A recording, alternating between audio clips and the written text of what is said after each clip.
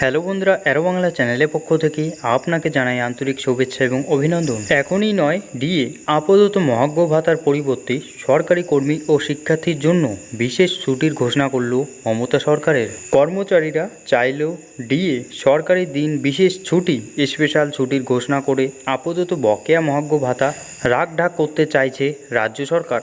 এদিন শুক্রবার রাজ্যে অর্থ মন্ত্রক জারি করে ছুটির বিজ্ঞপ্তি। গরমের ছুটির শেষে স্কুল খোলার পরে আরও এক ছুটির ঘোষণা করল নবান্নের তরফে। বন্ধ থাকবে সরকারি অফিস আদালত। কবে এই ছুটি থাকছে বিস্তারিত জেনে নিন আজকের এই ভিডিওতে। এখনই ডিএ বৃদ্ধি করছে না সরকার।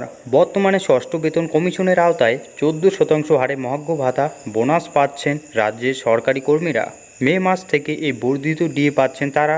শেষবার 4% ডিএ বৃদ্ধি করেছে রাজ্য সরকার। যেখানে কেন্দ্রীয় সরকারি কর্মীরা পাচ্ছেন 50% ডিএ, সেখানে রাজ্যের সাথে কেন্দ্রের ফারাক 36%। অনতি বিলম্বে এই ডিএ বৈষম্য দূর করতে চাচ্ছে রাজ্য সরকারের কাছে বারংবার দাবি জানাচ্ছে আন্দোলনকারী ঐক্যমঞ্চ। রাজ্য সরকারে কর্মরত কর্মীদের কপালে এখনই নেই উচ্চ হারে ডিয়ারনেস অ্যালায়েন্স। সপ্তম বেতন কমিশনের গঠনেরও কোনো বিশেষ ঘোষণা নেই। রাজ্যে একের পর এক চাকরি বাতিলের জেরে সিংহাহীন থেকে কোর্টের টানা পোড়ানোর চক্ষু চড়ক গাছ সাধারণ মানুষের। এমতো অবস্থায় ডিএ বৃদ্ধি না করে বিশেষ ছুটি বিজ্ঞপ্তি জারি করল রাজ্য অর্থ দপ্তর।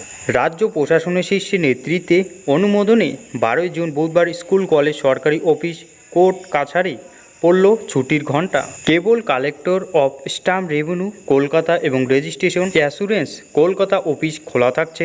জামাই ষষ্ঠী উপলক্ষে এই ছুটির ঘোষণা করল নবান্নের তরফে। রাজ্য সরকারের সূত্রে আপডেট, ওই দিন অর্থ দিবসে ছুটি থাকছে শিক্ষা প্রতিষ্ঠান ও অফিস আদালত। দুপুর 2টার পর রাজ্যে সমস্ত স্কুল কলেজ অফিস কাছারি ছুটি দেওয়ার নির্দেশ দেওয়া হচ্ছে নবান্নের তরফে। তবে এই ছুটির ঘোষণা সন্তুষ্ট নন রাজ্যের সরকারি কর্মচারীরা। তাদের দাবি হকের ডিএ বোনাস বৃদ্ধি করে রাজ্য সরকার।